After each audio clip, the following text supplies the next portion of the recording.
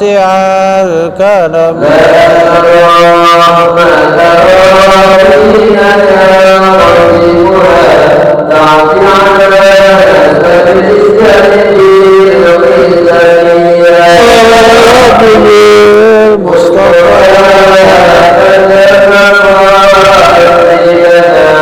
واغفر لنا ما مضى يا واسع الكرم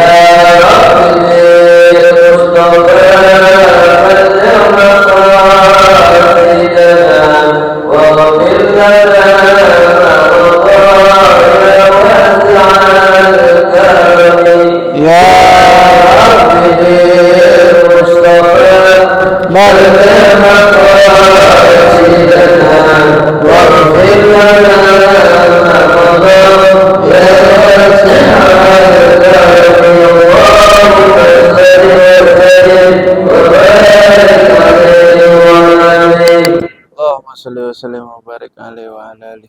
Mic-nya. Yang mana? Hah? Allahumma salli wa sallim wa barik alaihi wa ala alihi. Bismillahirrahmanirrahim. Alhamdulillahirabbil alamin wa usalli wa usallim ala sayyidina Muhammadin wa ala alihi wa sahbihi ajma'in. Nawaitu ta'allum wa ta'lim wal ifadatu wal istifadah wan nafa' wal intifa'. والتذكر والتذكير والحث على التمسك بكتاب الله وسنة رسول الله والدعاء إلى الهدى والدلالة على الخير ابتغاء مرضات الله ورضوانه وقربه وثوابه. سبحانك لا علم لنا إلا ما علمتنا إنك أنت العليم الحكيم. اللهم أغننا بالعلم وزينا بالحلم وأكرمنا بالتقوى وجملنا بالعافية. ربي زدنا علما وارزقنا فهما. آمين يا رب العالمين. Alhamdulillah, dengan taufik dan hidayah dari Allah Subhanahu wa taala kita masih bisa berkumpul di sini untuk memperdalam memahami ilmu agama. Karena kalau kita paham ilmu agama, kita bakal paham bahwasanya ilmu agama lah yang paling memahami kita. Kalau kita ngerti ilmu agama, kita tahu bahwasanya ilmu agama yang paling ngertiin kita. Ya, wahakadha. Maka dari itu penting. Karena agama ini bukan cuma sekedar sholat, puasa, zakat, ya.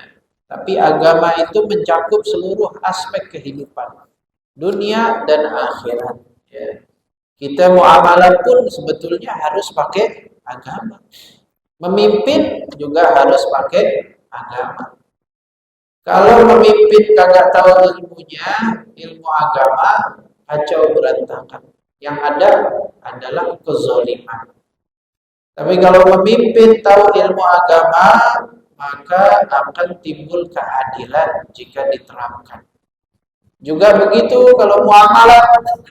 Kalau kita muamalah jual beli atau sewa, hutang piutang, kalau masing-masing tahu ilmu agama, maka akan mendapatkan keberkahan. Ya, juga dalam rumah tangga pernikahan, kalau tahu ilmu agama akan menjadi rumah tangga yang harmonis, sakinah, mawaddah. Begitu juga ibadah. Kalau kita tahu ilmu agama, maka ibadah kita akan sah dan kita akan mendapatkan kelezatan di dalam ibadah. Ya, oleh karena itu sangat penting ilmu agama. Ya, jangan sampai kita tinggalkan. Apalagi di akhir zaman, yang menyelamatkan kita di akhir zaman dan yang menghilangkan baginda Nabi SAW. Kalau kita ngaku cinta kepada Nabi Muhammad, kita nuntut ilmu agama. Emang ilmu agama nggak sebentar, nggak cuma sekedar sejam 2 jam ikut seminar seminggu jadi alim, kagak. Butuh apa? Butuh sabar di dalam ilmu, menanam ilmu agama, memahami, butuh sabar. Nggak cukup. Orang dulu aja, orang dulu nuntut ilmu agama tuh orang dulu bertahun-tahun, 10-15 tahun, itu orang dulu. Maksudnya gimana? Dulu belum banyak kesibukan, belum disibukin sama kerja, belum disibukin sama macem-macem, pulsa, listrik, ya, belum disibukin sama hal-hal yang nggak wajib jadi wajib, pajak dan lain sebagainya. Dulu, tapi orang dulu mulazim, ngikutin ya, kemana gurunya, di situ dia ambil ilmunya. Karena sejatinya sebenarnya ilmu itu diambil dari apa? Dari perbuatan. Sebagaimana sahabat nggak cuman dengerin omongan Nabi, tapi sahabat juga ngelihat apa yang dilakukan Nabi. Bagaimana sih cara Nabi bermuamalat, ngomong sama orang, utang sama orang. Nabi utang, Nabi menggadaikan, Nabi minjem, Nabi jual beli. Gimana sih cara Nabi jual? Gimana sih cara Nabi beli? Itu semua ada tuh. Begitu juga sahabat melihat jadwalnya Nabi diikutin. Begitulah ilmu diwariskan, diturunkan. Nah, kalau zaman sekarang udah beda. Zaman sekarang ilmu hanya ada di gedung ya, dan di bangunan. Udah datang, dengarkan, pulang. Padahal ilmu yang sesungguhnya jika kita membentuk karakter kita sebagaimana yang diwarisi oleh Rasul Shallallahu Alaihi Wasallam kepada sahabat, kepada tabiin, kepada tabiin, begitulah seterusnya. Karena dengan melihat kita bisa mencontoh. Kalau mendengar kita masih mikir. Kalau mendengar, makanya ada peribahasa, ada istilah malam yantafi' bi'ainihi la yantafi' bi'udhunihi. Orang yang nggak bisa dapat pelajaran dari matanya, dia nggak bakal bisa dapat pelajaran dari kupingnya. Maksudnya gimana? Ini mata, pelajaran yang lebih kuat nih dengan mata daripada dengan kuping. Makanya anak-anak kecil nggak ada teori-teori. Dia orang yang dilihat apa? Gambar, video, nyanyi, sebab dia lebih ke mata, mencontoh. Orang tua kalau mau anaknya sholat, belum tentu didengerin, tarik ikut sholat bareng-bareng. Itu anak melihat orang tuanya sholat, dia ikut sholat. Ya. Kagak usah disuruh, anak kecil umur 2 tahun, 3 tahun melihat orang tuanya sholat di kamar, dia ikutin. Karena anak kecil mencontoh, ngelihat apa yang dia lihat. Wahagata. Begitulah orang. Makanya kalau orang nggak bisa ambil pelajaran dari matanya, jangan harap dia bisa ambil pelajaran dari kupingnya. Ya, karena kuping lebih lemah dalam menerima pelajaran daripada mata. Ya, orang mungkin kalau dibilangin jangan ngebut, tapi dia nggak dengerin. Tapi kalau udah ngelihat depan mata dia, bagaimana orang ngebut ketabrak, nah lu langsung ambil pelajaran. Ada orang yang ambil pelajaran juga, berarti nih orang nggak bisa ambil pelajaran dari mata, nggak bisa juga dia ngambil pelajaran dari kuping. Ya, wahakala. Ya, nah, kemarin kita udah bahas tentang 3 perkataan dari Sayyidina Umar bin Khattab, bahwasannya kata Sayyidina Umar bin Khattab, pandai di dalam bergaul, ya, saling kasih sayang di dalam bersosialisasi, itu setengah daripada akal, menandakan orang yang berakal. Dan kata Sayyidina Umar, pandai di dalam bertanya, tepat di dalam pertanyaan, itu adalah setengah daripada ilmu. Dan yang ketiga, nisful ma'isyah, ya, husnul tadbir nisful ma'isyah. Pandai di dalam mengatur, itu adalah setengah daripada kehidupan. Ya, orang biar kata dapat seberapa juga kalau kagak pandai ngatur, ya nggak bisa. Tapi orang kalau dapatnya pas-pasan, dia bisa ngaturnya, cakep. Ya. Wahakala. 3 kata Sayyidina Umar. Ya. Pandai atau kasih sayang di dalam pergaulan itu menandakan orang pintar, setengah daripada akalnya. Ya. Dan pandai di dalam bertanya itu menandakan ya setengah ilmu, dia mendapatkan setengah ilmu. Pandai di dalam mengatur, dia mendapat setengah kehidupan. Ya, gampang maksudnya. Maksudnya setengah gimana? Berarti tinggal setengah lagi, beda sama orang-orang yang nggak pandai ngatur, ribet. Ya, begitu juga nanya, kalau bagus pertanyaannya, berarti dia udah dapat setengah ilmu. Ya, gampang. Ya, wahakadha. Nah, sekarang kita masuk ke dalam bab syarah hadis Jibril dulu. Ya, sebab kemarin kita belum baca-baca, belum sempat kita baca ini syarah hadis Jibril. Ya, sekarang kita baca syarah hadis Jibril. Nah, kemarin kita udah bahas tentang syahadat dan juga sifat-sifat Allah. Ada wujud, qidam, baqa, mukhalafatuhu lil hawadith, qiyamuhu binafsihi, dan lain sebagainya. Itu ada sifat 20. Lawannya sifat mustahil, adam, ya, dan hadis, fana, mumatsalatu lil hawadis, ya. Nah, itu sifat Allah Subhanahu wa taala. Dalilnya semua ada di dalam Al-Qur'an. Wujud Allah artinya ada. Gak mungkin Tuhan kagak ada. Berarti sifat Allah wujud, maksudnya Allah itu ada. Qidam, Allah terdahulu. Lawannya qidam itu adalah hadis. Maksudnya baru. Baru di sini apa? Kalau yang namanya baru, yang tadinya nggak ada, sekarang ada, namanya baru. Nih handphone dulu gak ada, sekarang ada, namanya baru. Nah, kita manusia dulunya nggak ada, sekarang ada, baru namanya. Nah, Allah gak ada tuh yang namanya baru. Allah qidam, terdahulu, nggak ada barunya, nggak ada permulaannya. Wal awwalu wal akhir wal zahir wal batin. Ya, yang maha awal, nggak ada permulaan.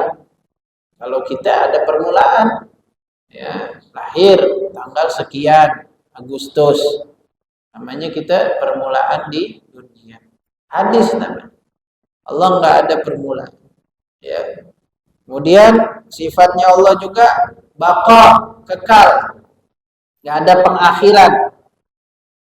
Lawannya kekal, fana. Kalau fana habis, hancur. Ya. Mukhalafatuhu lil hawadits.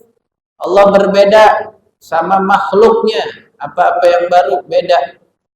Ya, jadi ini dalil dari Al-Qur'an, laisa kamitslihi syai' wa huwas samiul basir. Allah tidak menyerupai apapun. Kalau kita masih bayangin Allah punya tangan, berarti masih sama kayak makhluk. Nggak ada, Allah nggak punya tangan kayak kita. Ya, jangan bayangkan Allah punya tangan. Lah, di Al-Qur'an kan ada, Beb.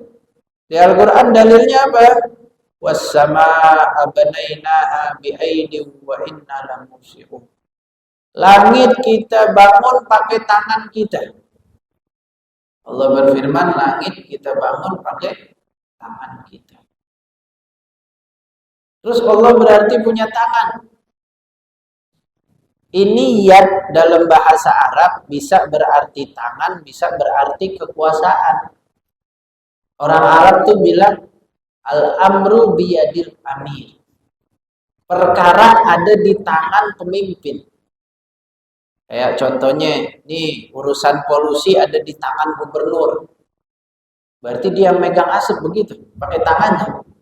Nah, bukan. Lah terus salah dong ente ngomong.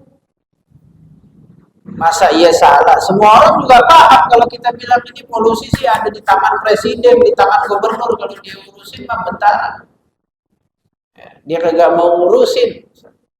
Atau macet, itu urusannya ada di tangan gubernur.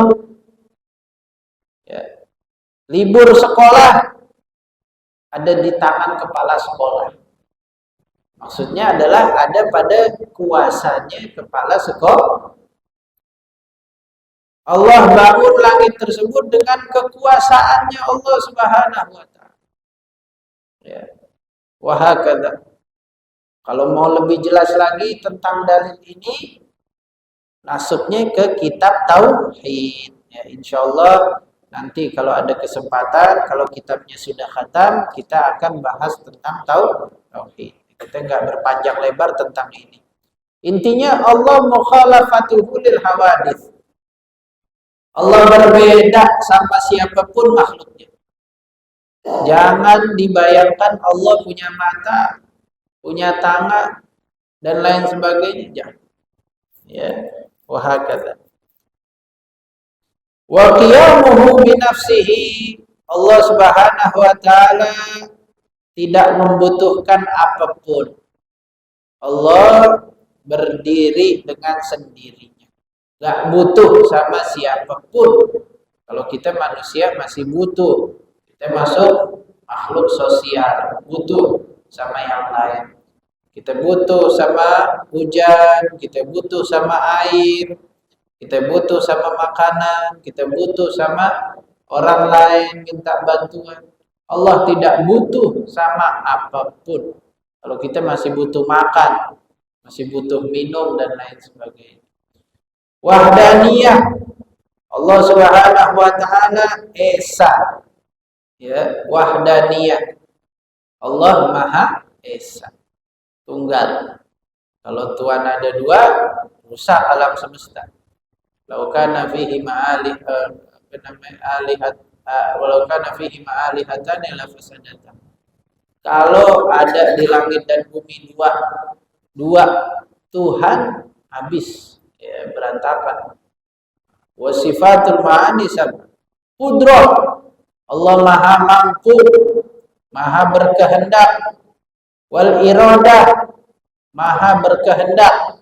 Allah Maha mampu, Allah Maha berkehendak. Wal ilm, Allah Maha mengetahui. Wal hayatu, Allah Maha hidup. Ya, Maha hidup, ada dan hidup. Ya. Wasama, dan Allah Maha mendengar. Nggak kayak kita, pendengarannya terbatas. Allah pendengarannya tidak terbatas. Wal basar, Allah Maha melihat. Ya, kalau kita melihatnya terbatas, ke halang tembok nggak bisa kita lihat yang di balik tembok. Allah melihat, Maha melihat hati, melihat. Ya. Wal kalam, Allah Maha berfirman. Ya, dan itu adalah sifat-sifat Allah Subhanahu wa taala. Ya. Adapun sifat yang diperbolehkan itu adalah fi'lu kulli mumkinin au tarku. Ya, setiap perbuatan yang mungkin Allah kerjakan dan Allah tinggalkan. Terserah Allah. Mana dalilnya? Allah Subhanahu wa taala berfirman, yahdi may yasha wa yudhillu may yasha. Yu'ti may yasha wa yamna' may yasha.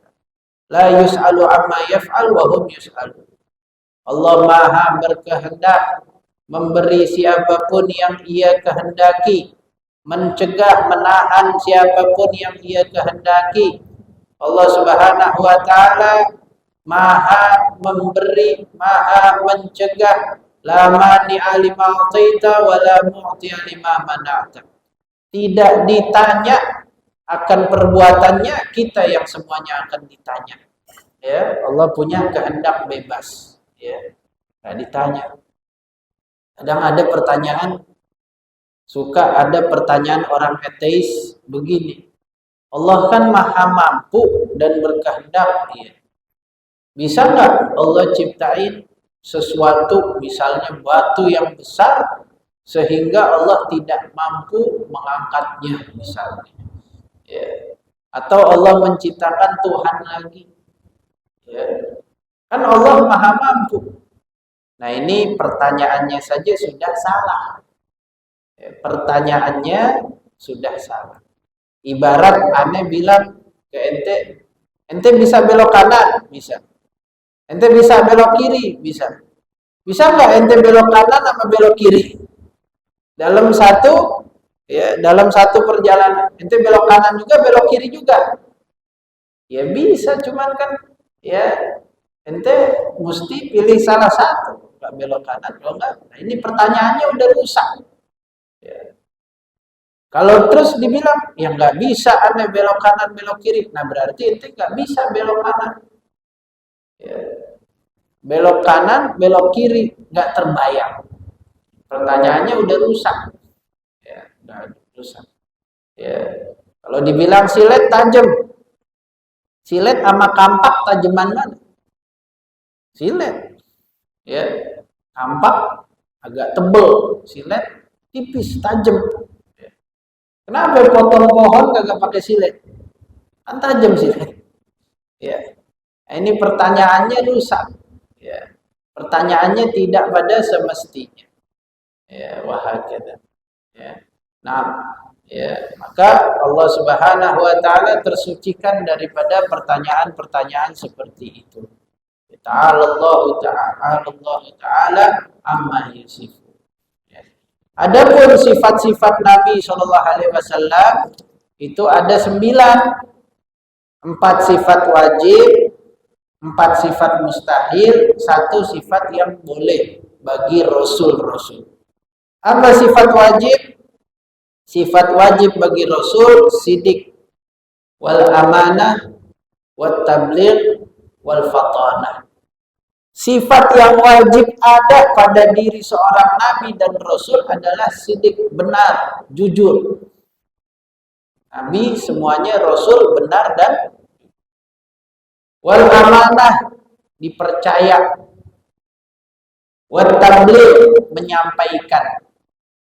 Ya, jadi semua nabi itu amanat, bisa dipercaya, terpercaya, nggak pernah bohong dan menyampaikan. Nggak ada nabi yang nggak menyampaikan. Semua nabi punya sifat tabligh, menyampaikan, nggak ada yang diumpet-umpetin. Ya, wal faqanah, dan nabi cerdas. Semuanya nabi itu mempunyai akal di atas rata-rata manusia biasa. Adapun sifat mustahilnya kebalikannya, ya, yaitu al-kadzib wal khiyanah, ya, terus wal mana wal balada. Al-kadzib wal khiyanah wal kitman wal balada. Al-kadzib, bohong, nggak mungkin nabi bohong. Dan khianat, nggak mungkin para nabi dan rasul mereka khianat, nggak mungkin. Wal kitman, mereka menyembunyikan, nggak mungkin. Karena takut, kagak. Kalau seorang pendakwah masih mereka menyembunyikan, wajar. Kalau para nabi dan rasul nggak ada sifat menyembunyikan walaupun harus dibunuh. Ya. Kalau misalnya pendakwah masuk ke satu kampung, ini perkara nggak benar, cuman dia masih sembunyikan, masih wajar. Ya, masih wajar. Tapi kalau nabi dan rasul, ya, dia kalau pendakwah menunggu waktu, kapan waktu yang tepat untuk disampaikan. Ya, kalau pendakwah mungkin belum semuanya disampaikan. Tapi kalau nabi dan rasul udah pasti semuanya udah disampaikan. Ya. Wal balada, yang terakhir bodoh. Nggak mungkin nabi dan rasul mempunyai sifat bodoh. Itulah 4 sifat mustahil dan 4 sifat wajib bagi nabi dan rasul. Adapun sifat yang boleh bagi nabi yang rasul namanya sifat jaiz. Apa? Yaitu al-a'radul basyariyah allati la tuaddi ila naqsin fi maratibihimul aliyah. Sifat-sifat manusiawi yang tidak menunjukkan kekurangan bagi nabi dan rasul. Seperti apa? Flu. Nabi dan rasul flu, sakit, ya, kagak bakal berkurang derajatnya. Ya. Beda sama misalnya ada nabi dan Rasul mempunyai sifat, misalnya dikasih ya gila, nggak mungkin, ya nggak mungkin. Atau penyakit belang yang bikin orang pada lari, penyakit menular. Ya. Adapun yang terjadi pada Nabi Ayub alaihi salam sampai korengnya, terus katanya ada ulat dan lain sebagainya. Ya. Itu semua adalah kisah Israiliyah. Ya. Yaitu kisah yang dibawa oleh bangsa Israel. Yang benar adalah Nabi Ayub diuji dengan sakit, tapi tidak sampai membuat orang kabur, ya. Sampai tidak membuat orang jijik, menular dan kabur kan. Ya, hanya diuji dengan sakit yang luar biasa, ya, yang membutuhkan kesabaran yang ekstra. Ya. Adapun kerabatnya dan keluarganya kabur bukan karena sakitnya, tapi karena ya duniawinya. Karena Nabi Ayub diriwayatkan, dikisahkan adalah seorang nabi yang luar biasa, kedudukannya, kekayaannya, sehatnya, dicintai. Suatu ketika diuji, ini syaitan mau ngegoda Nabi Ayub. Ya, mulai dikasih sakit, masih sabar, sakitnya tambah parah, masih sabar, kedudukannya dicabut, masih sabar, sampai akhirnya hartanya semua dihabiskan, kebakaran ladangnya, kambingnya hilang dan lain sebagainya, masih sabar, sampai keluarganya kabur karena nggak kuat lagi hidup seperti itu, masih sabar. Akhirnya semua dibalikkan lagi oleh Allah Subhanahu. Intinya nggak mungkin kalau ada nabi ya yang mempunyai sifat-sifat yang bikin orang lari. Adapun perkara yang boleh ada pada nabi ya seperti makan, minum, tidur, sifat yang wajar manusiawi, ya, marah dan lain sebagainya. Nah, kita wajib mengimani bahwasannya Allah mengutus rasul-rasulnya kepada seluruh makhluk. Ya, Nabi Muhammad diutus kepada seluruh makhluk, seluruh bangsa. Bukan hanya bangsa Arab, tapi seluruh umat manusia.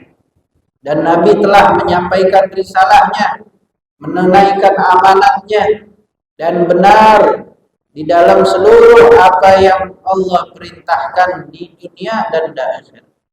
Dan kita wajib meyakini bahwasanya syariat Nabi Muhammad SAW adalah syariat yang kekal, yang menghapus syariat-syariat sebelumnya. Syariat yang kekal sampai akhir zaman, sampai hari kiamat.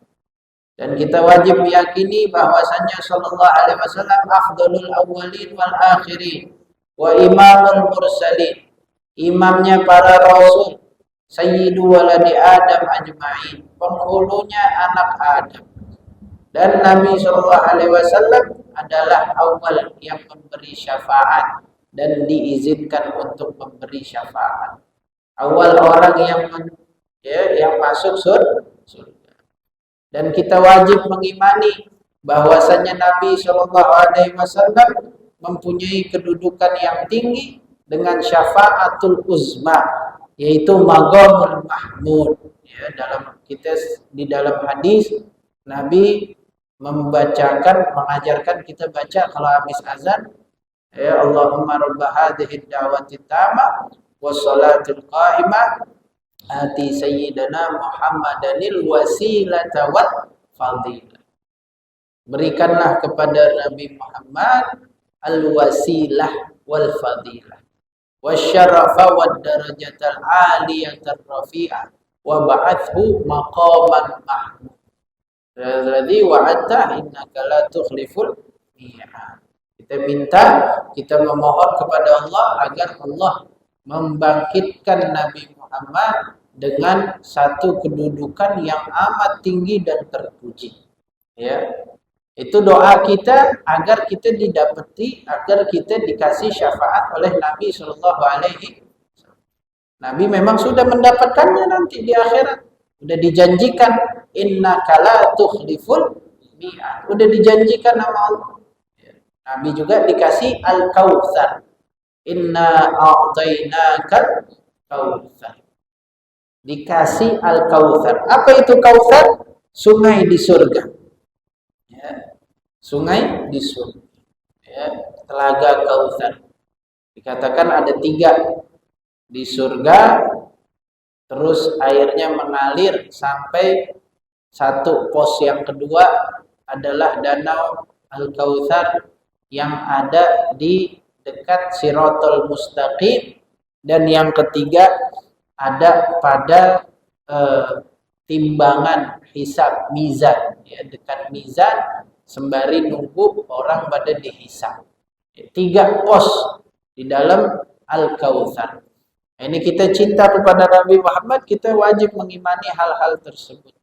Ya, Nabi Muhammad dikasih yang namanya Al-Kautsar. Inna a'tainakal kautsar fasalli li rabbika wanhar.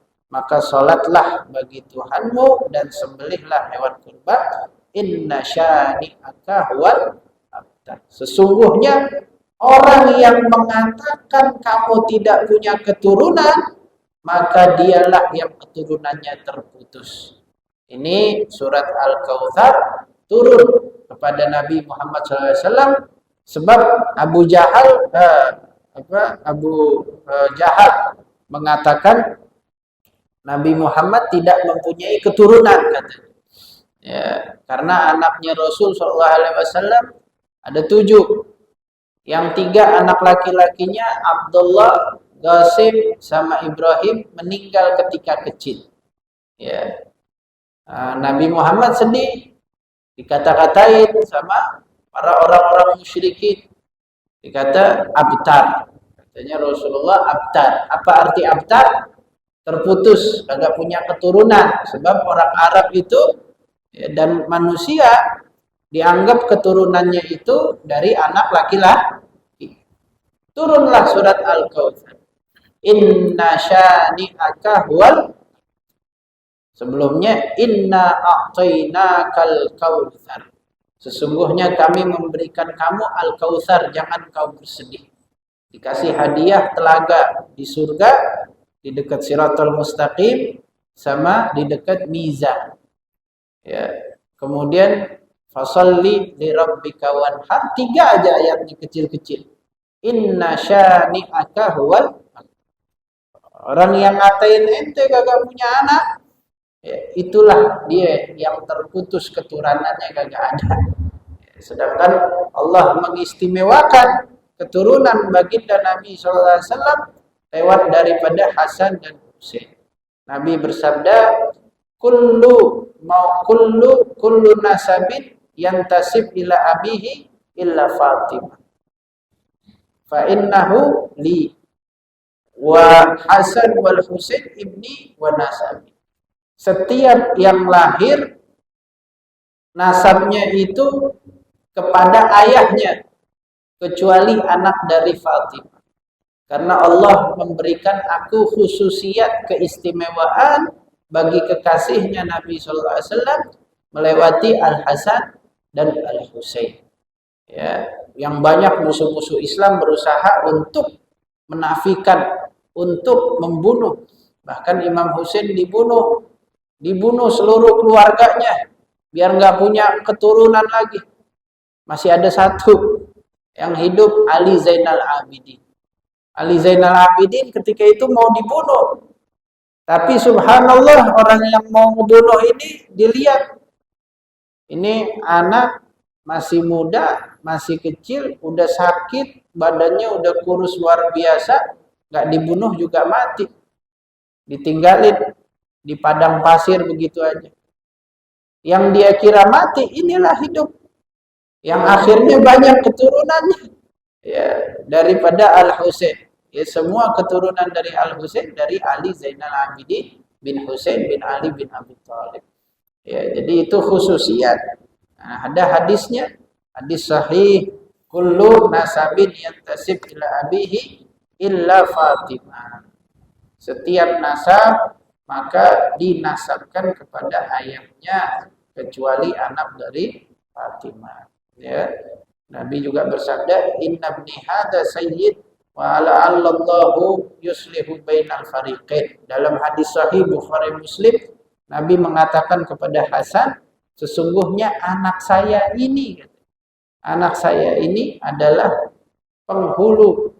Nanti dia akan mendamaikan antara dua kubu, kata Nabi sallallahu alaihi wasallam. Ya. Jadi itu inna a'tainakal kautsar.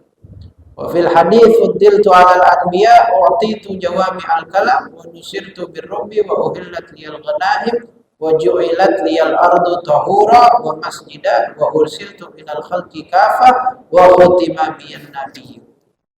Dalam hadis sahih yang diriwayatkan Imam Muslim dan Imam Tirmidzi dan lain sebagainya, Imam Bukhari, Nabi bersabda, aku diberi keunggulan, keistimewaan daripada nabi-nabi yang lain dengan 6, kata Nabi. Yang pertama, mu'titu jawami al-kalim. Aku diberi keistimewaan oleh Allah berupa jawami'ul kalim. Apa itu jawami'ul kalim? Jawami'ul kalim itu adalah sabda Nabi yang ringkas kata-katanya tapi maknanya banyak berat. Namanya jawami'ul. Innamal a'malu binniyat wa innama likulli imri'in ma nawa. Sesungguhnya yang namanya perbuatan itu dengan niat dan setiap orang punya niat masing-masing. Ini nih kalau diterjemahin nih, kalau dijelasin panjang. Bahkan Imam Suyuti membuat satu kitab beberapa ratus halaman tentang hadis innamal a'malu binniyat doang. Ya. Itu saking Nabi diberikan yang namanya jawami'ul kalim. Dan banyak lagi jawami'ul kalim yang Nabi diberikan banyak. Apa yaitu jawami'ul kalim? Kata-kata yang singkat, padat, dan jelas. Kalau diartikan menjadi berbuku-buku. Ya, luar biasa. Yang kedua kata Nabi, wa nusirtu birruhbi. Aku diberi keistimewaan dan umatku ditolong dengan rasa takut. Jadi kita umatnya Nabi Muhammad nih punya keistimewaan sebenarnya. Musuh Islam itu sebenarnya takut sama kita. Cuma syaratnya kita jalanin sunnah Nabi, ikutin perintah-perintah Nabi. Nggak usah deh perang lawan fisik. Belum perang aja dia orang udah pada takut itu. Dan sejarah mencatat, survei membuktikan, ya, Islam menang dari masa ke masa, zaman ke zaman, padahal jumlahnya lebih sedikit. Peralatan kurang canggih, musuhnya canggih. Fisik yang terbatas, musuhnya kuat. Luar biasa. Lawan Rum, contohnya lawan Rum. Kita berapa waktu lawan Rum? 8.000 pasukan. Rum berapa? 200.000 lebih, 240.000. 8.000 lawan 240. Ini Islam 8.000, Romawi 240. Romawi itu kayak sekarang negeri yang super power. Dulu dunia belum ada lagi tuh, Amerika belum ada. Dulu dunia yang kuasai Romawi sama Persia. Cina masih belum. Romawi sama Persia tuh super power. Ini 240.000 di kandang dia orang, itu 240.000 peralatan canggih, kudanya lengkap, fisik tentara terlatih, lah kita 88.000 nyamperin dia orang berbulan-bulan, makannya terbatas, Bukan mental tentara, yang mau ikut silahkan. Ada petani ikut jihad, ada tukang kebun ikut jihad, yang taat, yang miskin ikut jihad. Peralatan seadanya, kuda juga kurang, boro-boro canggih. Menang 8.000 lawan 240. Itu bukan sekali, berkali-kali. Perang Badar, kita 300, musuh berapa? 1.000. 300 lawan 1.000. Ini perang Badar, muslimin kuda cuma satu, dipegang sama Miqdad al-Aswad. Dalam satu riwayat 2. Satu kudanya. 300 kuda satu. Kuda tuh peralatan perang, kendaraan perang di zaman itu kayak gitu, jet tempurnya cuma satu. Ya.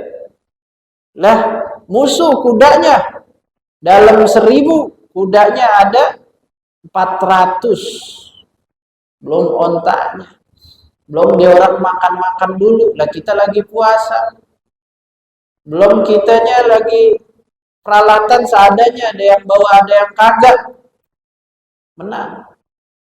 Ini Islam kalau bukan agama dari Allah ya udah lenyap dari kapan-kapan, udah lenyap. Islam datang dari sedikit. Rasulullah datang Mekah berapa puluhan tahun Rasulullah berdakwah, yang ikut cuma puluhan orang, dan itu orang-orang lemah yang ikut sama Nabi, orang-orang lemah yang disiksa. Udah gitu pakai lawan Rom lagi, habis itu lawan Persia lagi, kan kacau namanya ya.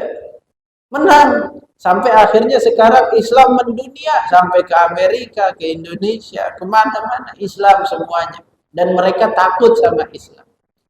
Ini keistimewaan Nabi Muhammad, nusirtu birru'bi, kata Rasulullah. Aku ditolong, agama ini ditolong dengan rasa takut. Allah kasih rasa takut terhadap musuh Islam. Syaratnya kita tinggal bertakwa, kita istiqomah, itu musuh Islam bakal takut sendiri. Ibaratnya kita nyamperin dia aja, yang dia lihat macam-macam. Malaikat di belakang kita semuanya. Ya. Yang ketiga, wa uhillat liyal ghanaim, dan dihalalkan ghanimah, harta yang diperoleh setelah perang. Sebab umat-umat zaman dulu nggak halal. Habis perang, Nabi Musa misalnya perang lawan satu kaum, nggak boleh diambil ghanimahnya, nggak boleh diambil. Harta lepas perang dikumpulin. Nanti Nabi di zaman itu bermunajat, berdoa, ada api turun dari langit yang membakar itu harta. Ya. Di zaman dulu begitu, dari Nabi ke Nabi. Nah, di zaman Nabi Muhammad, habis perang, itu hartanya boleh kita ambil, halal. Ya. Kan enak banget itu. Kalau zaman dulu coba bayangin, habis perang, nggak boleh dimilikin hartanya. Harta sisaan perang kagak boleh diambil. Ya, mesti ditaruh sebagai tanda ikhlas jihad semata-mata karena Allah. Ini di zaman Nabi kita punya keistimewaan, dihalalkan. Yang keempat, wa ju'ilat liyal ardu tahuran wa masjidan. Dijadikan bumi suci dan masjid. Kita umat Islam sholat boleh di mana aja, di jalanan sholat sah. Kalau mereka orang bukan Islam, mereka sholat harus di masjidnya. Ada kita lihat, maaf, orang non Muslim sholat di jalanan, enggak ada. Kita orang Islam diberi keistimewaan berkat Nabi SAW, boleh sholat di jalanan sah, ngadep kiblat. Tarawih sampai jalan-jalan sah. Ya, dihalalkan. Dijadikan jalanan ini suci dan tanahnya suci. Dia orang non muslim nggak boleh sholat kecuali benar-benar yakin suci. Kalau kita sholat selagi kagak yakin najis, kebalikannya. Jalanan. Nih, boleh nggak sholat? Sholat selagi kagak yakin najis. Yakin dengan kita ngelihat langsung atau nyium baunya, bau pesing nih. Lihat nih ada kencing barusan kucing nih, jangan sholat di situ, di tempat lain. Ya. Besokannya gimana tempat yang itu? Kalau baunya udah hilang, suci lagi. Karena debu, udara, dan air hujan. Udah suci lagi, semuanya suci. Tanah buat umat Nabi Muhammad suci, bisa jadi tempat suci. Kalau dia orang, nggak boleh sholat kecuali dalam gerejanya atau tempat peribadatannya yang benar-benar suci. Itu keistimewaan buat Nabi Muhammad. Dan yang kelima, wa ursiltu ilal khalqi kafah. Nabi Muhammad diutus kepada seluruh makhluk. Kalau dulu nabi-nabi satu kaum doang, ya, bangsa Israel, bangsa Persia, bangsa Yunani, bangsa Cina, diutus tuh pada satu kaum doang, satu bangsa. Tapi Nabi seluruh bangsa, seluruh makhluk, bahkan jin dan manusia diutus risalah Islam. Dan yang terakhir, yang keenam, keistimewaan Nabi Muhammad SAW yang diberikan oleh Allah, wa khutima biyan nabi. Dan Nabi dijadikan stempel para nabi, pengkhatam, pengtutup. Gak ada lagi nabi setelah Rasul Shallallahu Alaihi Wasallam. Walau karihal musyrikun, walau karihal kafirun, walau karihal munafikun. Walaupun orang-orang musyrik, orang-orang kafir, orang-orang munafik gak suka tuh. Makanya ada pemahaman-pemahaman yang katanya Nabi terakhir adalah Nabi Isa. Nabi Isa turun di akhir zaman ikut syariat Nabi Muhammad SAW. Nanti dibuktikan aja. Di Al-Quran juga ada. Ya. Syariat Nabi dan Nabi penutup para Nabi yang lain. Kalau tutup kan namanya stempel. Stempel kan kalau surat, kalau nggak ada stempelnya ya nggak bisa jalan. Ya. Ada surat proposal atau surat jalan. Baca. Ini mana stempelnya nih, kan begitu. Kagak ada stempelnya, nggak sah berarti. Kalau ada stempelnya berarti sah. Ya, Nabi dijadikan stempel para Nabi dan Rasul. Sebagai penutup para Nabi dan Rasul, maka itulah 6 keistimewaan Nabi Muhammad Shallallahu Alaihi Wasallam. Ya, insyaallah pertemuan selanjutnya membahas tentang mukhtasar siratihi, perjalanan hidup Nabi Muhammad Shallallahu Alaihi Wasallam. Ya Allah.